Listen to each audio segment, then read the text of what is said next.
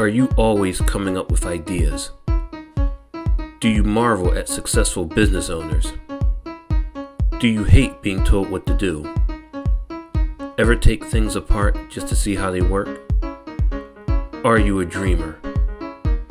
If you've answered yes to any of these questions, this podcast is for you. Welcome to the Entrepreneurial Enclave with Kevin Wortham, the podcast that focuses on building, maintaining, pivoting, planning, and investing in you, the entrepreneur. But first, a word from our sponsor. Pro Tapes and Specialties is the world leader in tape manufacturing and specialty conversion with over 40 years of experience. In addition to our pro brand of high-quality specialty adhesive tapes, we provide contract converting services that help improve your profitability, streamline your supply chain, and reduce inventory cost. We offer the most complete range of converting capabilities in the industry, such as cloth tape, double-coated tape, specialty tape, paper tape, masking tape, vinyl tape, carton sealing tape, adhesive transfer tape, duct tape, foam tape, electrical tape, filament tape, foil tape, reflective tape. And the tape just keeps on rolling. Visit us online today at www.protapes.com or call us at 800-345-0234. Pro Tapes, it's just how we roll. Welcome to another fantastic episode of the Entrepreneur Enclave, Life's Coming Attraction. Man, this is my dear friend. I'm always excited when we can get on the platform and chop it up. Brother Gene, what's going on, my friend? How are you? Kevin, brother, man, it's fantastic, man. It's a blessing to hear your voice. Absolutely. Looking forward to getting with you in person. As yes. COVID is starting to fade away. Absolutely. So let's start from the beginning. Well, not so much the beginning. I think that the last time I saw you on Facebook, you were honoring all of the women in your company. So yes, let's share with the audience the name of your company that you were honoring these great women for.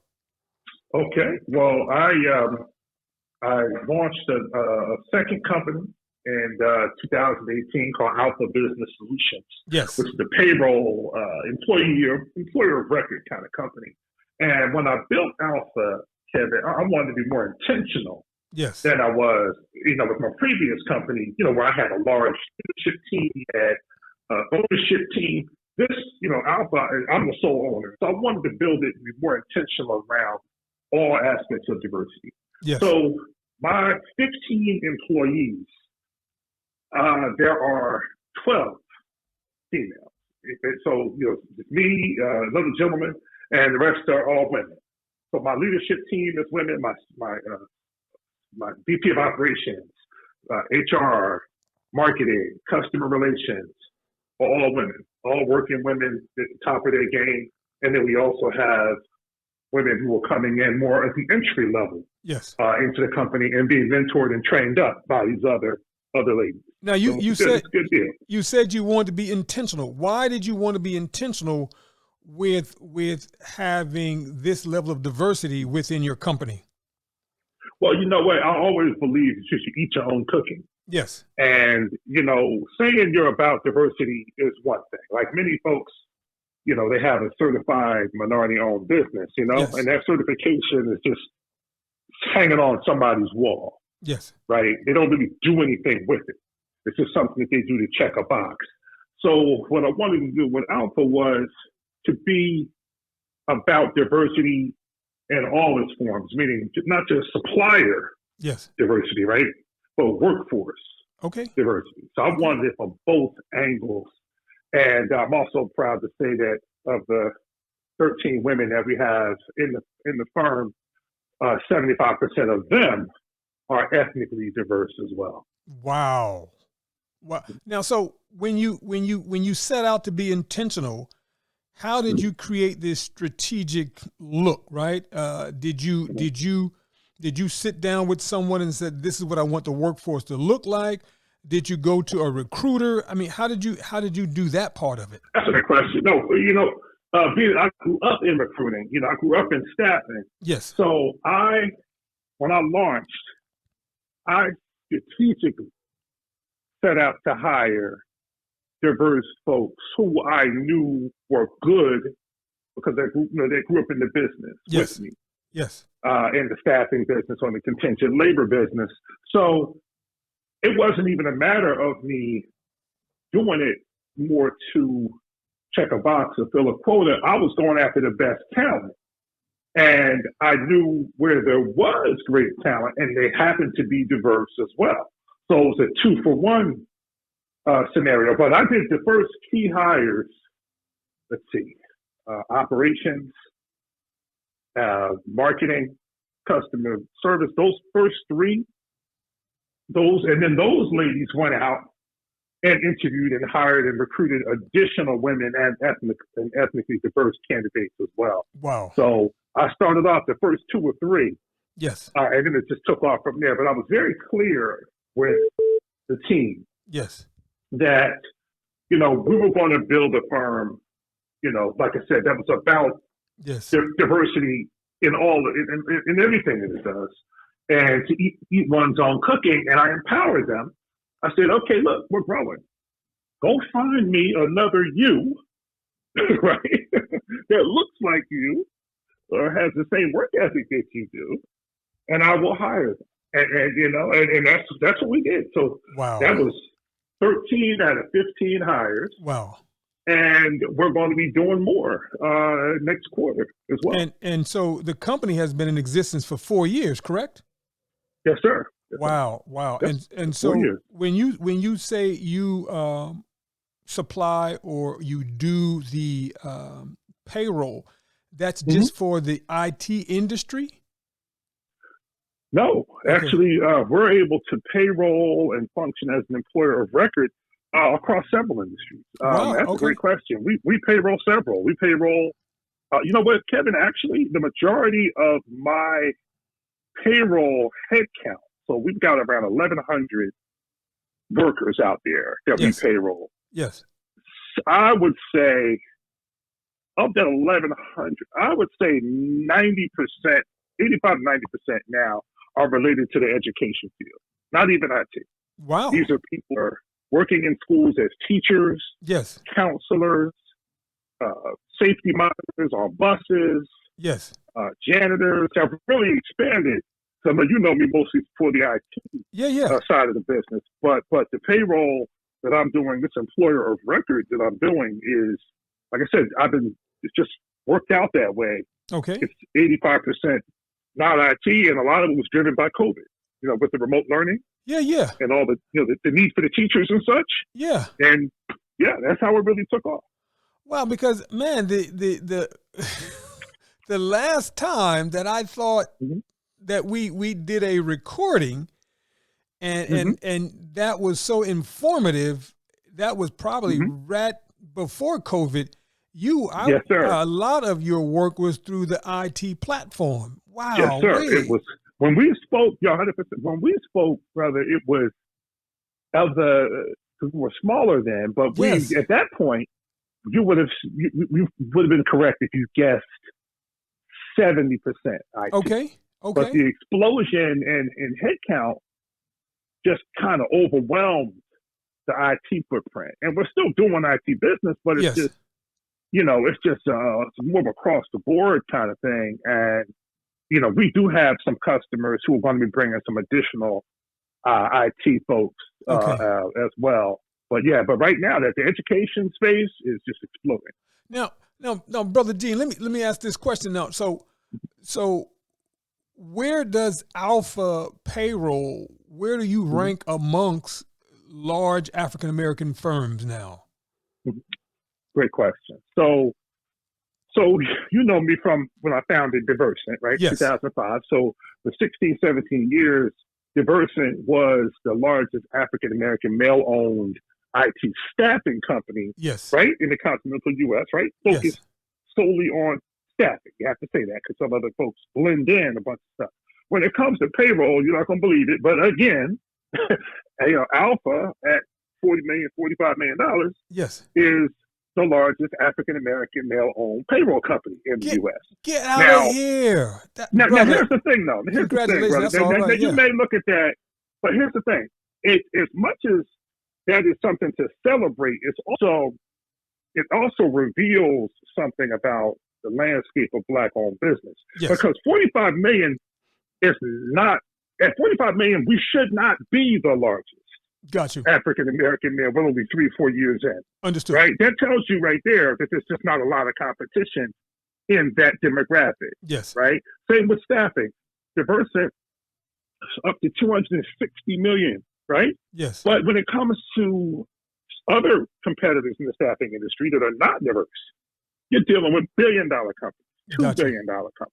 Understood. So as much as I'm celebrating, and I am, right? Yeah. But that 45 million, brother, I'm not gonna be happy until, listen, next time we do the next one of these, Yeah. next year, my goal is gonna be, we should be close to 100 million. Okay. I will feel like I have failed you if I talk to you a year from now and I'm not at least above 80. Yeah. Now, Because we doubled every year. Now, question, Gene. So how do you get to those magical numbers, right? And why is there still such a challenge for us to become so, I don't know, what's the word? Scale up, I guess. Well, yeah, that's the word, but I'm saying, why is there such a challenge? Why we have to be diversified? Why is that such a big challenge, right? Yeah, I guess that's the question. It is a challenge because, see, the problem is, being a diverse firm is a double-edged sword in a lot of ways, because the majority of diverse businesses in this country have revenues, particularly Black-owned firms, have revenues of less than $1 million. Yes. Right? So when you say diversity, a lot of these larger enterprise customers of mine who might not be diverse want to work with a diverse firm. When they hear diversity, think small. Okay. They think you're a small business, you can't scale, we can't give you a big chunk of business because we'll swamp you, right? You can't handle all of it. So you have to work against that. And then when you do find a customer that is really invested in the supplier diversity and such, sometimes they're a little bit spooked because they could be your largest customer. Okay. And then they're worried, right? Because if there's a problem, they can put you out of business. Got you. You see, so there's a lot of things, there's a lot of headwinds. The other one is access to capital. Yes. Right? It's a lot of minority businesses, small businesses in general, but minorities in particular, don't understand or don't play or have been prevented from playing. Yes. In the financial game. But what I found is that business banking is really all about relationships. Yes. It's about who you know. Absolutely. And who knows you. And there's a lender out here for everybody. It's just about how much time and diligence, how long can you stay in the game, right? Yes. While you're trying to find that. I remember when you and I, years ago, I was teaching the youth about business finance and different types of loans and how to go find them. And I think we all came down to that same conclusion that the relationship is just as important as your knowledge of the numbers. Absolutely. Like, right? I tell young folks, listen, well, not even young folks, just business people. Listen, you may have to talk to 5, 10, 15 bankers over many years to find exactly the right fit. Yes. But they are out there. And at the end of the day, banks make money by lending money. Yes. That's what they do. They don't make a lot of money by sitting on it. Mm-hmm. So if you can convince a banker through your relationships that you know what you're doing and that you are a good bet and there's going to be some ROI and your numbers make sense, you'll be pleasantly surprised what can happen, when you're talking to the right people. And if I can go one step further, it's incumbent on folks like myself to take other minority business owners by the hand and introduce them and explain and teach and show them that a regular guy like me from Neptune, New Jersey, right, first generation, my dad was a chemical worker, my mom was a stay-at-home mom, right? If I can do it, you can do it. Yes. Right? It's just, if somebody had to show me, now I have to show somebody else. But you know what, Gene? I think that there's a button on this machine for hand clapping. Just know that no, serious. I'm doing that for you. But here's my next question, though. Right? Yeah. Even though I use the word challenge, there's a bigger word that I want to use. But it's almost like, why do we have to? right? You know, Yeah. I just interviewed a young lady the other day, and she's at the University of Tulsa, and we were talking about Negro Wall Street, right?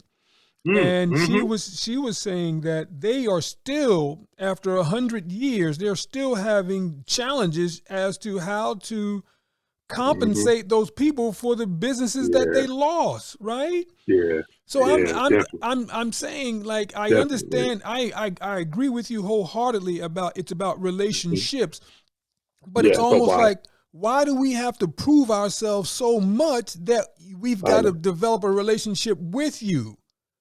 Yeah. You know, you're right, man. Yeah. I mean, you're right. And here's the thing that I learned, right? The better I got at the game and I understood how things work, and I built my relationships, I tapped into a whole ecosystem of Black bankers, Black investment firms, Black private equity guys. They're out there. And they're ignored a lot of times by the greater financial market, greater financial, mechanism. But they are there. They're competitive and they're hungry and their money is just as green as everybody else's. And so that's where I am now. This last year or two, as I was, launching Alpha. And here's the thing: I was treated very differently by banks the second go round than I was the first time. Like now I'm a known commodity. So they're running to give me money. Now it's different. Oh, Gene, whatever you want to do, we'll back you, because they know I'm going to say that.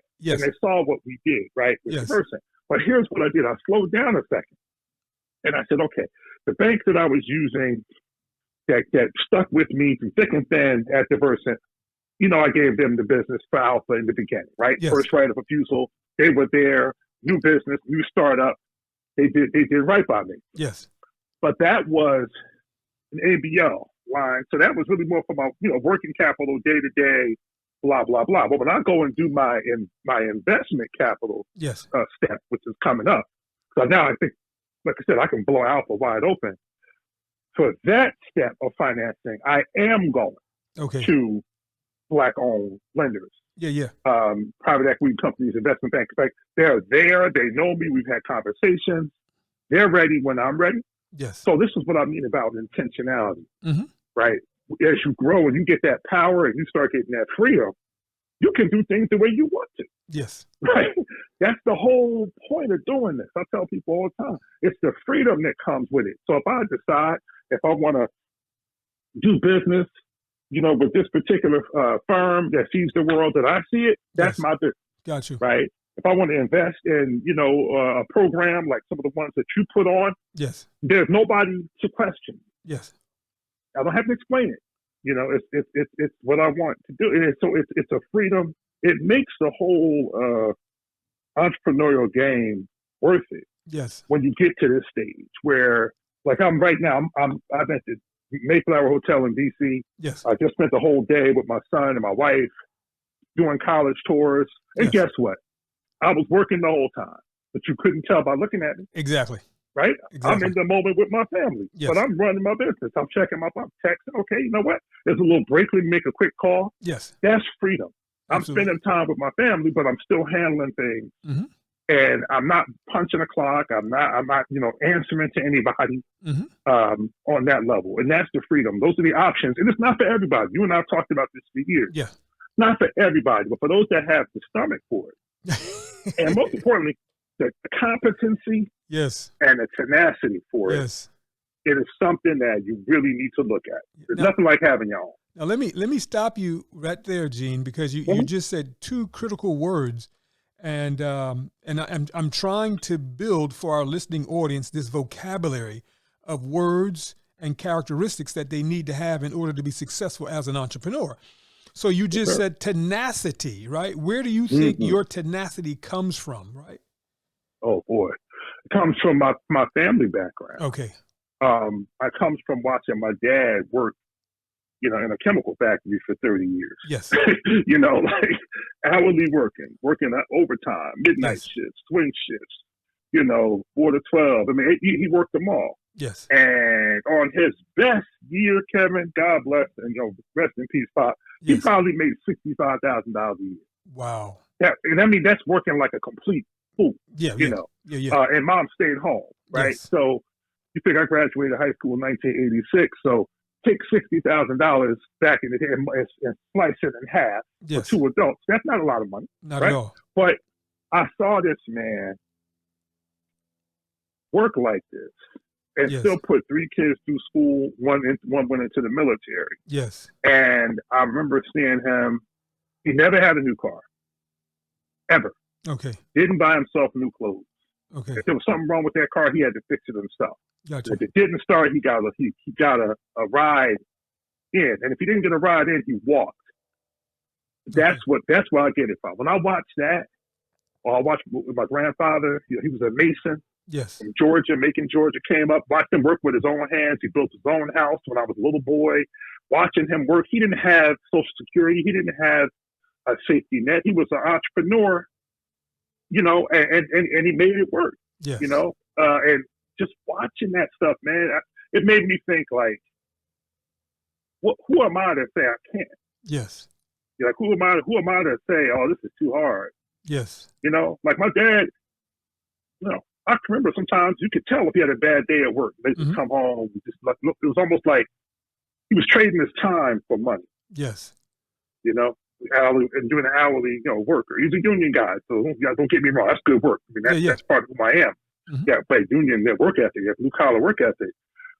But I couldn't help but watch him over the years as that work wore him down. Yes. And eventually made him sick. I said to myself, I don't want to go out. I don't want to do it that way. And he put me in a position where I didn't have to. Yes. But what he also said was, Gene, if you're the first, he used to say, you're probably the first Waddy to go to college that wasn't trespassing.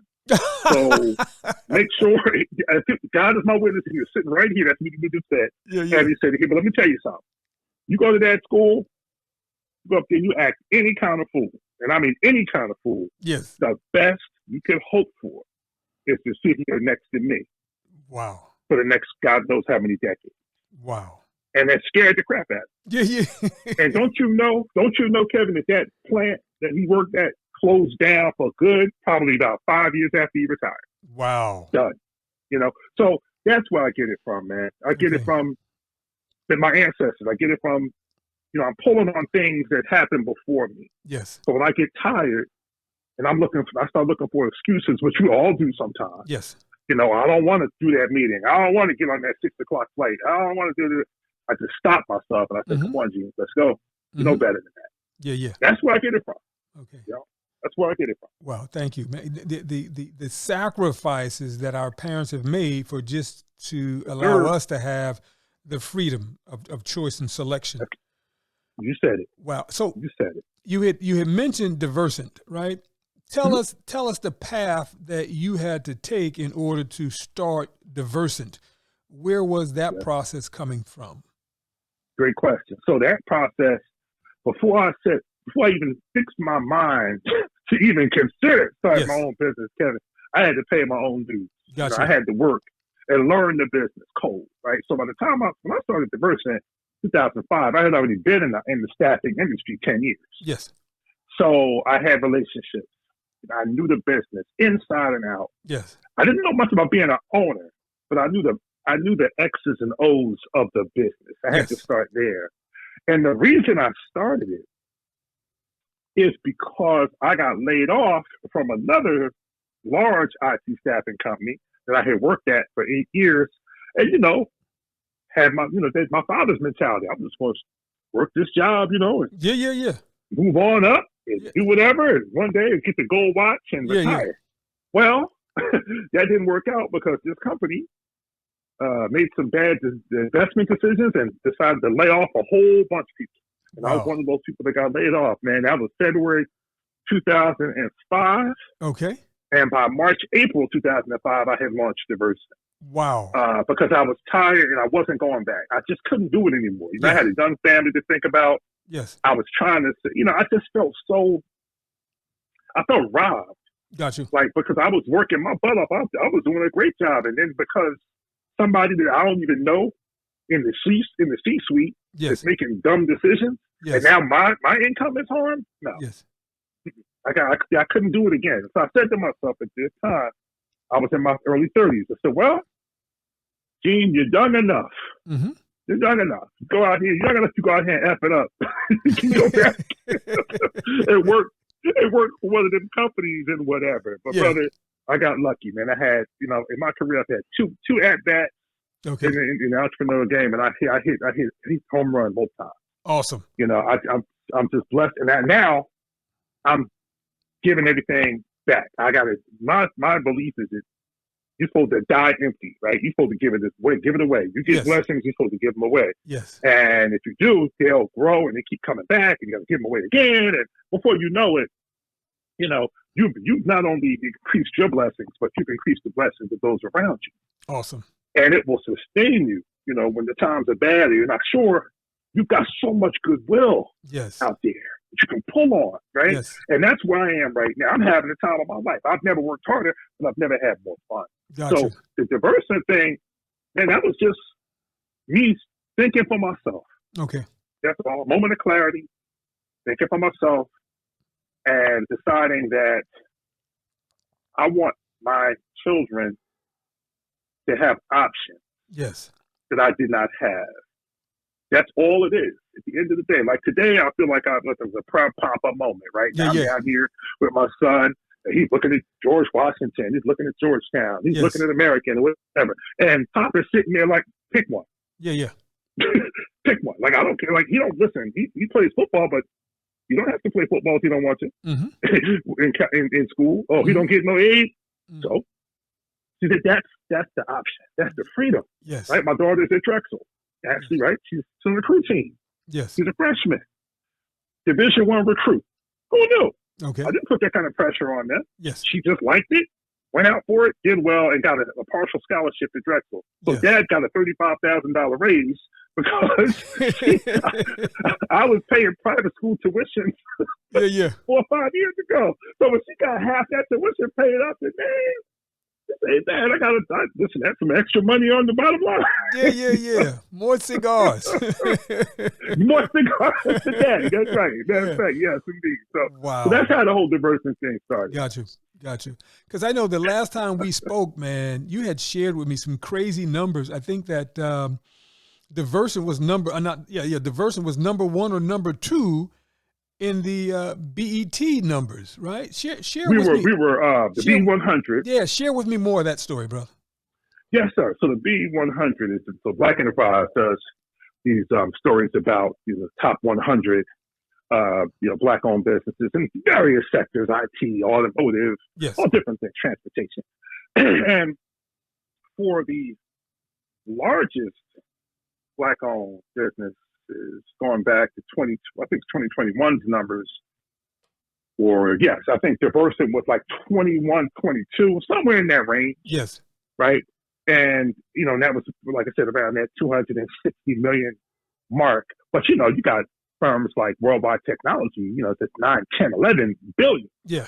Agile One, that's, multiple billions of dollars. So there's a lot of room for growth, but there's that gap between that $200, $300 million Black-owned firm, and then it shoots up to that multi-billion. Gotcha. You know what I mean? There's not that many 700 million, not many of those. It goes from like where we are to the billion. It's like there's a gap there. I don't know exactly why that is, but that's what's happening now. But now Alpha, when the books are opened up to do the next list, Alpha could very well be on there because we've been in existence for 3+ years, 4 years. So if I play my cards right, I might have 2 companies on that list at the same time. Awesome. Yeah, but we'll see. Then that should be easier for you to really pick and choose and select the banks that you want to do business in and how fast you want the company to grow, right? Very much so. That's that thing about options again. When you're a known commodity, you can talk about these things. You can negotiate that interest rate.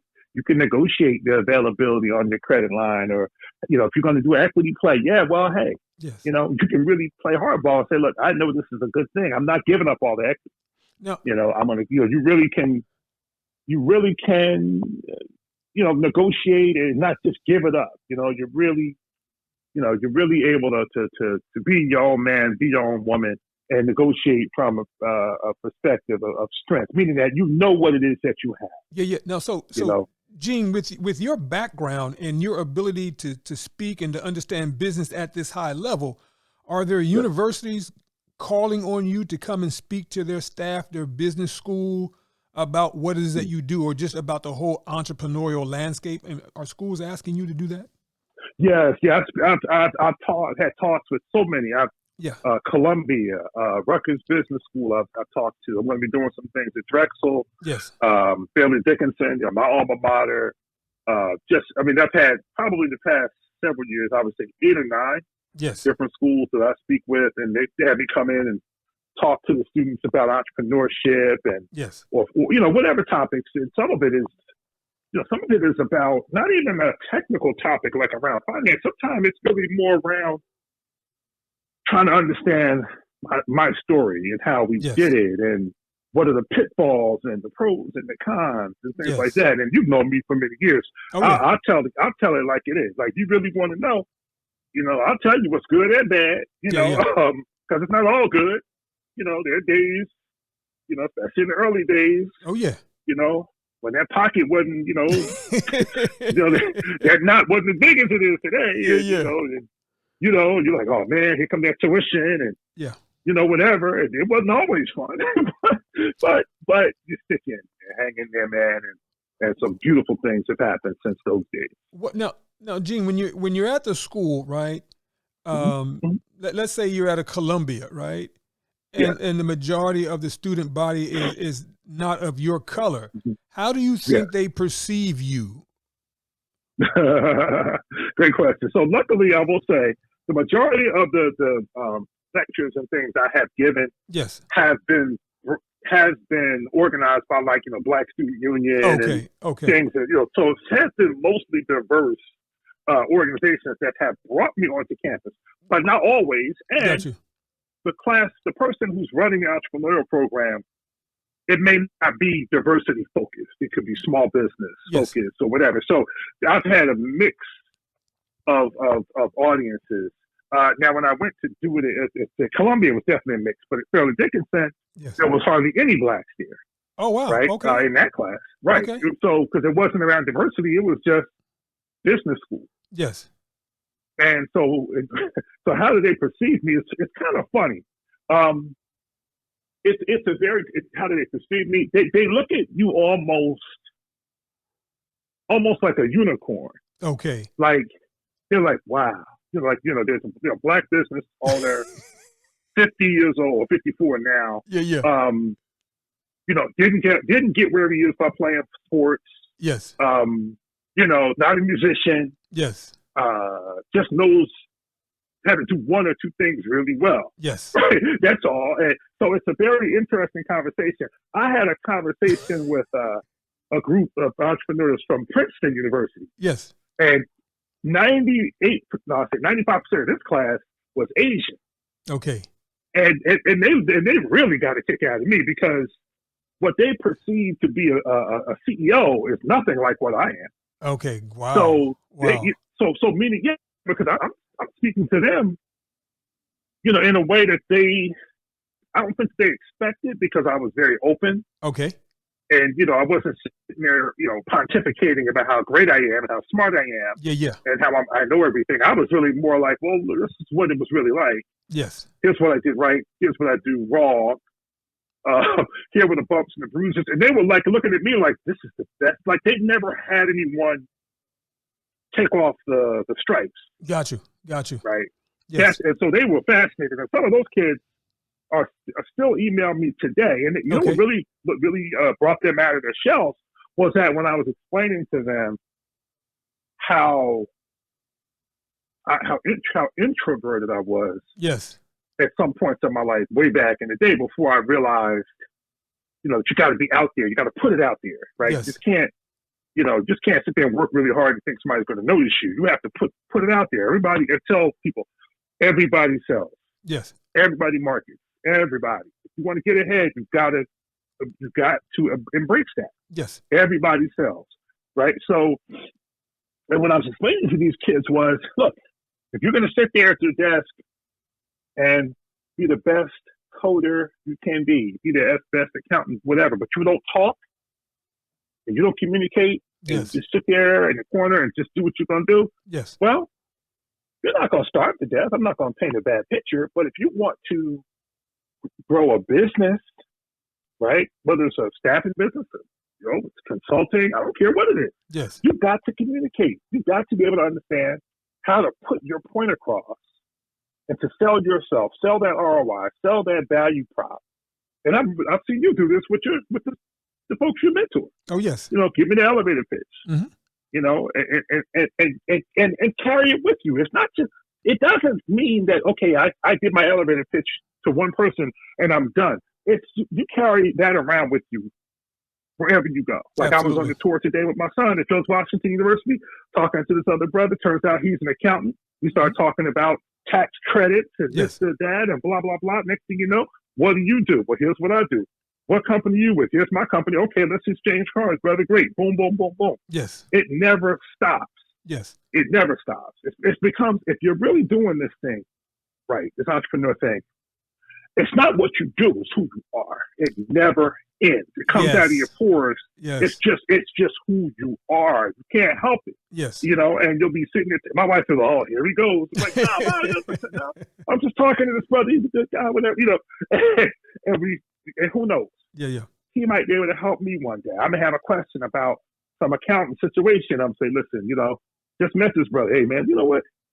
I heard this so-and-so and such and such. What do you think? He might say, man, no, this is how it works. Yeah, If you build a good network, you're not afraid to ask the dumb question because you're not going to be judged for it. These are your people. Yeah. Like that's what we have to get to, where we feel comfortable enough to be vulnerable with one another. Yes. Now, Now, to say to somebody, listen, I know I got a $260 million business, but I don't understand this thing right here. yeah. Now let me Can you explain it to me? let me ask this question, because as you were talking and you mentioned the unicorn, the question that came to my mind is, why do we have to have laws, and why do we have to have officers that make sure that we're in compliance of being diverse? Look, diversity. Like It's terrible. wow. Yep, You it know- has to be. It's terrible. You're right. But stick with me, brother. Here's what I decided. Right? When the diversity stuff started, Yes. and it really, really took off after George Floyd's murder. Oh, absolutely. Yes. And I mean, it just exploded. And Yes. one part of my brain is always like, man, why do we have to do all this? We should just get what we're supposed to get Yeah. just because we exist and we're citizens and we're good at what we do. Yes. The other side of me was, listen, make hay while the sun shines, right? So, I am well positioned, to show up at the right place, Yes. for these corporations Yes. who do have these commitments, to work with more minority-owned business, Black-owned business, small business, Yes. hiring more diverse workforces, all that stuff, Hold on one sec. Yeah.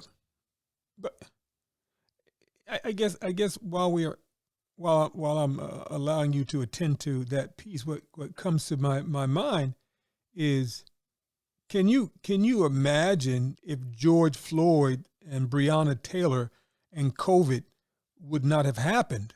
Where might we be? And the entrepreneurial podcast, the Entrepreneur Enclave podcast, grew out of the pandemic, because I wasn't able to do the entrepreneurial training on the college campuses. Right. Oh, okay. So I had to pivot and do all of my stuff online, and with my sponsor Ed Miller, we thought, what would it look like if I were to start to interview entrepreneurs at various stages of their game? And it just took on a life of its own. Mm-hmm. And so I'm so grateful to Ed's sponsorship that we're able to bring, stories like this, where we could, in an unabridged moment, have entrepreneurs just really talk about who they are, and we can uncover who they are in a platform that talks about entrepreneurialism. But one of the things, and so I don't even know what this looks like a year from now, but I mean, we are certainly growing in the traction that we're having and receiving. is actually growing tremendously because we are talking to international entrepreneurs, nationally recognized entrepreneurs, and certainly homegrown local entrepreneurs. And we all have, or they all have a story to tell. I'm just so blessed that I'm allowed to capture that story. But again, it's just so amazing that we had to have this trifecta of failure to bring us to this point where we had to say, you know what, we've got to look at diversity. You know, you've got to have your office this, your cabinet has got to be this. You've got to have so many minority. Like, why do we need to have a law to do what we know to be right? You're 100% right. You're 100% right. And you know, it shouldn't have to be. Yes. You know, it shouldn't. You know, but the way I look at it is, you know, if enough of us can take advantage of this, yes, then you know, Brother Floyd's death or Breonna Taylor's death is not in vain. Absolutely. Like, if we can say, all right, you know what, and now that I've you know, benefited from some of these things, yes, you know, now what am I going to do with it?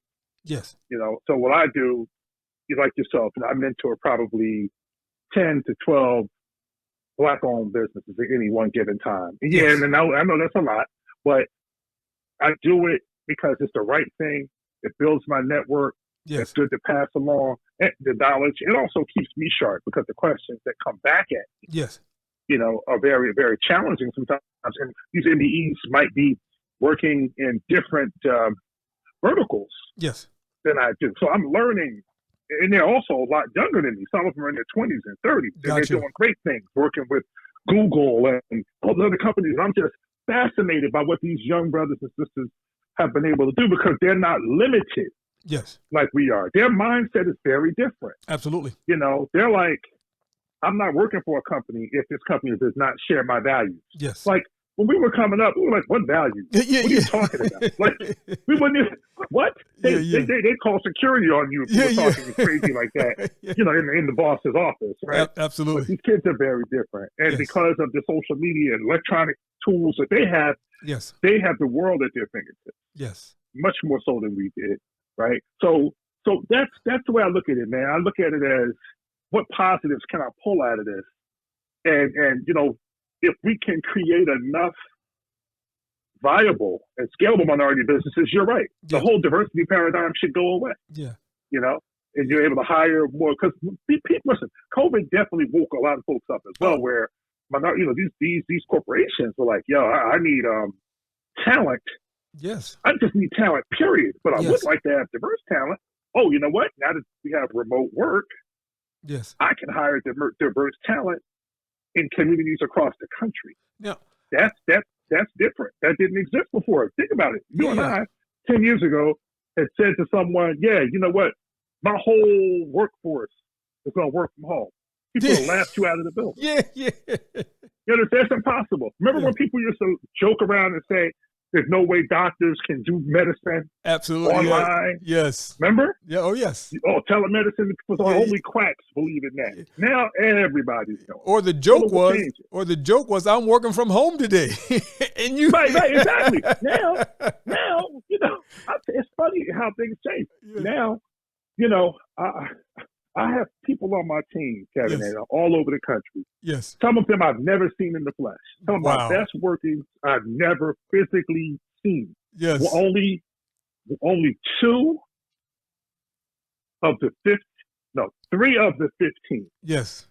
Have I actually laid eyes on in real life? Like, so that's 3. Yes. 3 of them, and that's because one used to work with me at DIVERSANT. Yes.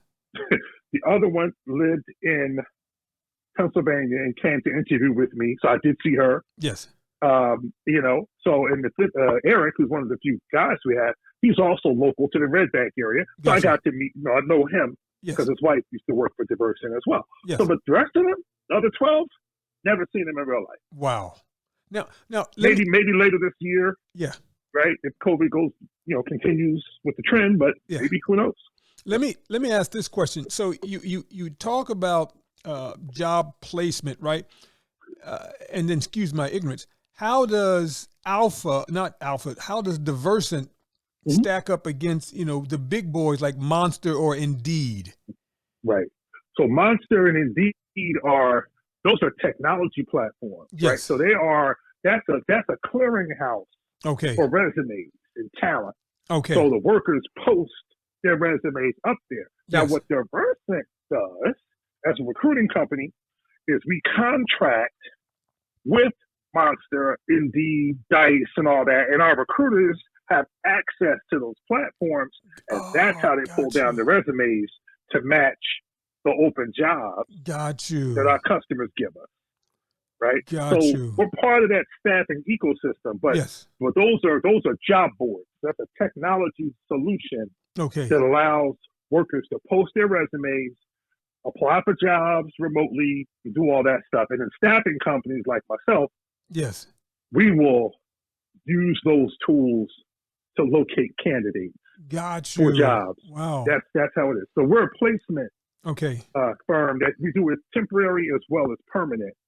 But not necessarily in competition with Indeed or Monster. No, Okay. we're not in competition at all. As a matter Okay. of fact, we have a symbiotic relationship because the people that go on those sites, they want to find jobs. And my Yes. company, that's what we're a placement. We're a staffing company. Our job is to find people opportunities. Okay. So we work hand in hand. So we do have a contractual relationship Okay. with those platforms, Okay. and that allows us access to get the resumes and call the people up, call the candidates, Okay. and say, hey, are you open to this particular job I have here? And boom, boom, boom. So one hand washes the other with those, As with well those as platforms. you're able to do your own recruiting That's right. if you so choose. Okay. Okay. Oh, absolutely. I found Okay. a couple of my people Okay. on those very platforms. That's exactly Wow. right. Wow. So now, do you ever go into, say, a small school district, or do you ever go into a small city, and do you just set up for a couple of days and say, listen, we're looking for XYZ personnel? Do you ever do something like that? Yeah, we have. We haven't done that in a long time. We used to have those job fairs and job days on site, Yes. And we haven't done one of those in a long time. I did one in South Central LA once. Okay. In Maxine Waters district. Believe it or not. And this was during the recession. Yes. And let's see, what year was that? That right. was 2008. During the financial crisis. Yeah. 2008. Yeah, 2007, Yep. 2008. So Yeah. we worked with her office in DC. And we said it was called a For the People job fair. Wow. And we set up, there's a huge church in South Central and Compton. Okay. And then we went up and there was a line. I've never seen anything like it. It went off a mile. Wow. But, for this job fair, it was huge. I mean, there were all these major employers from all over California. Wow. And we were one of the few East Coast companies that came out. But yes. it was something to behold. And, but yeah, we haven't done those recently. And then with COVID, people wouldn't even come right now. But there is a you do see that, and you'll see more of it on college campuses. Okay. Where they have these hiring days, recruiting days and such and so forth. So we'll see more of that, as COVID recedes. Now, let me. Are you taking advantage? Are you interested in moving into transportation? Because that seems to be we seem to have an issue and a challenge there with transportation. Not enough workers for the transportation industry. Have you thought about jumping into that area, Gene? Yes, it's very funny you mentioned that. So one of my biggest customers that I was telling you that's related to the school districts. Yes. Well, they have their transportation as part of what they do. Okay. So I've done payrolling for drivers, school bus drivers. Yes. Safety monitors, which are on the buses with the kids. Yes. Things like that. And the corporations that we work with, they are struggling, and they have come to us around the DIVERSANT side to see if we could help them. And we do. DIVERSANT now has a non-IT recruiting practice as well. Okay. So we're taking advantage of that. Just because many of our customers are saying, "Hey, Gene, you're doing a great job on IT, but we have other needs besides IT. Yeah. And we really would like you to, expand and such." And we heard our customers we're doing more of that. And in some cases, we're even using some offshore partners to help as well. Oh, wow. Okay. Now I've got a curious question, right? And I think you and I had talked about this before. What would it look like if you were to work with, say, middle school, high school students, and you did like a mentoring, coding type of relationship, and then you could create some type of trail where you're tracking this kid in elementary school, you're tracking them in high school, and then once they went to college, if they were still interested in utilizing their coding skills, you could then put them out there with job opportunities. I mean, have you ever considered something like that? Yes, we have. Okay. we actually have worked with a few organizations. Yes. That have been in that space, like Empower, Year Up, Proscolas, those type of folks, where they are actively working in the communities with kids, providing them those pathways. Yes. And we've been part of that process, either by trying to place the kids when they graduate, yes, or in some cases on the payroll side. We are the vehicle by which these major corporations pay the stipend for these kids while they're in internship programs. Oh, wow, man. So we work with a company called NAF, which does that. And they do internships for all the major and fortune companies. And we're their payroll. Wow. So we are deep in that space. Many customers, rightly so, recognize that to build the pipeline, you've got to start to get the seed planted when these kids are young. And like you said, and track them. The best companies are the ones that are doing this in the junior high into high school. They're tracking them all the way through college. They're giving them internships during the summers, and then they snag them, before they graduate or just after they graduate. Now, but that's a pipeline that we're involved in. Now, have you done any placement with like Amazon, Google, and companies like that? Have you done placements with those companies? Google. We had Google, Raytheon. We're working with Google, Raytheon, Verizon. Okay. Has done one. We did a program with Merck. Okay. Where we developed and helped train up 75 African American, Latino project managers. Oh, wow. And put them to work. Yeah, and it was like a long program. Multiple months. But there was a job waiting for them on the other side. So the customer agreed. Yes. Yeah, the customer agreed to say, okay, listen, we want to hire 75 diverse project managers, but we want you to train them. 18-month program in class and in on the job training, mentorship, everything. And then when they made it through the 18, not all of them made it. But the majority of them did. Okay. And they had a job as a full-time project manager at Merck when they were done. Wow. And many of them hung on at Merck for many, many years, and then some of them got recruited to work for other life sciences companies. So that was like a big step in their career, and we had something to do with it.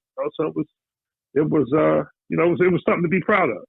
No, and you should be. So, but Gene, I mean, man, we've got a lot of catching up to do, but man, I am just so proud of you. And I don't want to put our personal business in the street, but I remember when. Yeah, me too, bro. So when we get in person, we'll have to talk about that. Oh my God. Yeah, listen, people don't even know all our business. I'll just say some of those nights was a little fuzzy. Absolutely. Yeah, there you go. But we've turned into law-abiding citizens, and we're doing good work for the community. Yes, we have. Brother Gene, I am so proud of you, and man, likewise, brother. Thank you, man. Every time I see you on Facebook as to where you're going and how you're impacting and imparting wisdom and knowledge to these folks, man, I'm just putting that heart button because I love what you do. I love what you do. Man. But with the time that we have left, right? How do we take our community? How do we excite our community and our young folks to be more, I don't know, insightful, more determined, more? How do we get our community, our young folks, to be hungry, to want more out of life? How do we get them to do that, right? You know what, man? I think that kids learn by seeing. Yes. They can be exposed to it. Okay. The way that we do it is to show them. Okay. Be around them. Gotcha. Right? Don't be afraid of them. Don't shun them because they're rough around the edges or they don't. They're a reflection of their environment. Yes. And when you start to see people that look like you doing things. Yes. Differently. Yes. Right. And you start to see, wait a minute. So I don't have to be the best basketball player in the city to have a life. I don't have to be the best football player or the best rapper. And not that there's anything wrong with any of those endeavors. But you and I both know that the amount of people that make it to the top in any of the professions I just listed are slim, very slim. Yeah. Right? So the more realistic path would be, let's prepare ourselves for the professional world or wherever you endeavor. How do you define that success? But you have to see it. Yes. Right. And once you see it, then you can start to believe it. Like I can remember when my dad, one of his best friends, was a professional man. He was one of the head administrators of Harlem Hospital back in the 70s. Right? Yes. One of the first black men to ever have this role. But he was one of my dad's running buddies. Okay. When they were young. Okay. And when this man's name was William Burke, we called him Sonny. Yes. And when Sonny would come around, and my father and all his friends back in the day, they'd be chopping up and carrying on or whatever. So I always thought that he was just like everybody else, like Sonny did whatever. But then one day, my father took me to his office. Yes. At Harlem Hospital. Yes. And I got to see, good morning, Mr. Burke. How are you, Mr. Burke? Mr. Burke, would you like this? Mr. Burke, are your guests comfortable? Mr. Burke. I'm like, wow. That's something. Like I'd never seen that before. Yeah. Never seen that before. And then we went to, then after that, now this is Sonny, right? This is Uncle, this is like practice family. Yeah. Then after we got to hang out with him at his office and everything, he was like, well, meet me back at my house. He lived in Brooklyn on Putnam Avenue. So we went back over there, met him for dinner at his house. Now he got on his jeans, his T-shirt. Yes. Now he's drinking his little rum and laughing all loud and whatever, like the Sonny that we all know. Yeah. But he's still my dad's buddy. Absolutely. And Kevin, I saw this. He lived in one of them brownstones. Yes. And he was one of those people that built it up well before people knew how valuable they were. Yes. And so he renovated. It was beautiful. And I remember he had stuff in his house that I had never seen before. Yes. Right? So here's an example. And I know I'm dating myself, but it's okay, I'm upstairs messing around with my brothers and sisters upstairs on one of the third floor, the fourth floor of the brownstone. Yes. And all of a sudden I hear this like piercingly clear trumpet sound. And I'm like, wait a minute. I've never heard music so clear and loud. You know what it was? What was it? A CD player. Wow. CD player. First CD player I'd ever seen in my life with the big speakers all set up. Yeah. And I came downstairs and I thought for sure, you could not convince me there wasn't a live trumpet player in the house. Wow. And I couldn't believe where this music was coming from. And I sat there, I looked at it, I said, what is that? He said, that's a CD player. Yes. I'm like, oh, I just stood it. Up until that point, I just saw record players. I didn't know what a CD player was. Wow. But those are the kinds of things that I remember that you can truly be great and be a success, but you don't have to be a sellout. You can still be yourself. Yes. He was still Sonny. He still did everything. But when it was time for him to do that business, he went and handled it. So watching that, man, I said, oh. Yes. He ran the same streets that my dad did. Yes. But he put down the work. And there were times when my mom and dad would have parties and Sonny couldn't come. Yeah. He'd be like, oh, I'm coming. Oh, I can't make it. I got to do this. I got to do that. Yes. I understand that now. Mm-hmm. But I got to see it. Yes. I got to see it. There were people in my community when I grew up in Neptune that were part of Jack and Jill and all these different things and whatever. Yes. And I remember going to some of their houses, a black dentist, a black doctor, yes, an engineer, yes, this, that, and watching these people watching the man and then his wife and watching them interact Yes. and their kids. And it was, I said, there's something else happening here. There's another life. Yeah.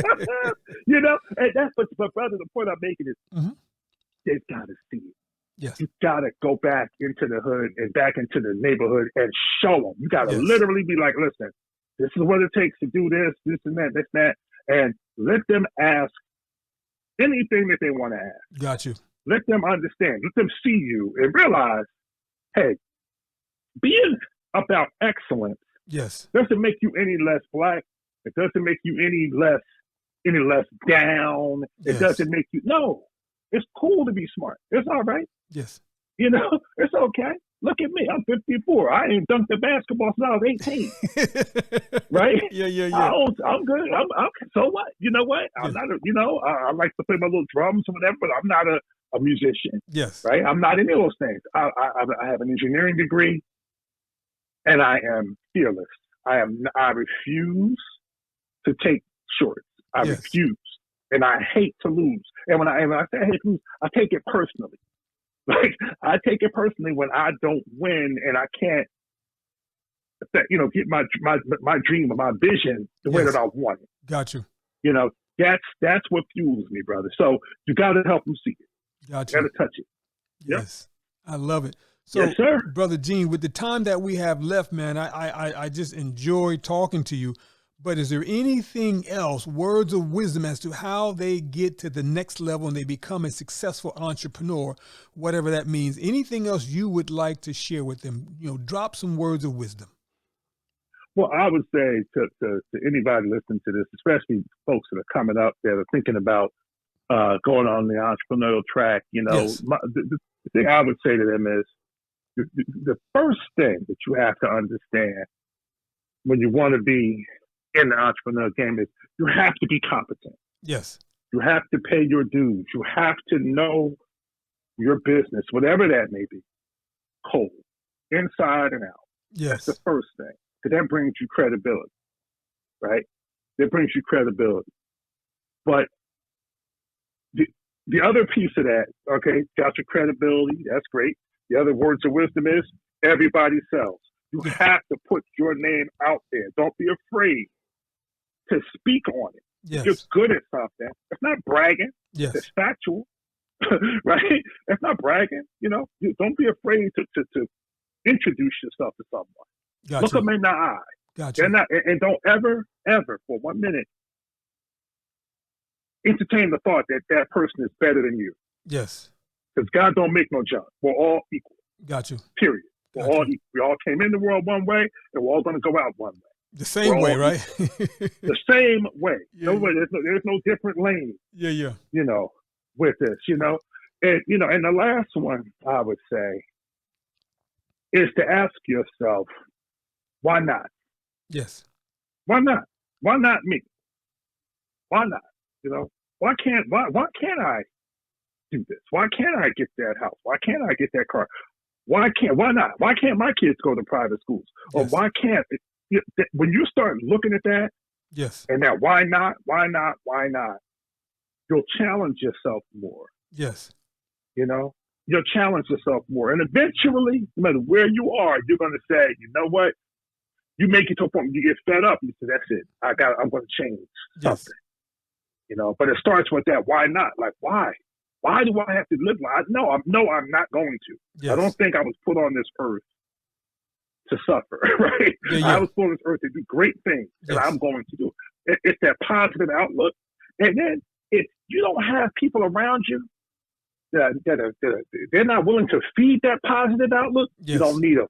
Awesome. Get rid of them. They're dead weight around you. Could be Yes. friends, family, people at the church. I don't care. If they're not positive Yeah. and pushing you and making you believe that better things are coming, you don't need them. Yes. You don't need them. They may be family. They're still going to be family. Yeah. But the only difference is when you make it, they're the ones that are going to ask you for money. Yeah. That's it, brother. That's all I got for now. No, But that was there's more to it, of course. I know, and you've always got an open platform, man. But listen, if people want to follow up, can you give them a contact email address, brother? Sure. Yes, indeed. They can go. Well, they can also go on the Alpha website. Yes. So first of all, we'll get the website. So www.alphabizpayroll.com. Yes. Right. All of our contact information is on there. If you want to reach me directly, just email me at Waddy. That's G as in George. Waddy, WADDY at alphabizpayroll.com. Brother Gene, my friend. Yes, sir. This has been fantastic, brother. Oh my man, I can't wait to see you. But I just thank you for coming on the platform and just dropping words of wisdom and knowledge, man. And listen, man, peace and blessings and nothing but fantastic opportunities for you to be successful. I'm so proud of you, man. Thank you. Thank you, brother. Yes, right. Indeed, man. Say my regards to the family, and we'll be seeing each other real soon. Absolutely. We'll talk and text in a minute, man. All right, brother. Yes, sir. That concludes another episode of The Entrepreneurial Enclave with Kevin Wortham, the podcast that focuses on building, maintaining, pivoting, planning, and investing in you, the entrepreneur. We hope you found this episode informative and enlightening. If you have any questions or comments about any of our episodes, please call 609-731-9311 or email Kevin at minding-our-business.com. We look forward to joining us for our next one. Until next time.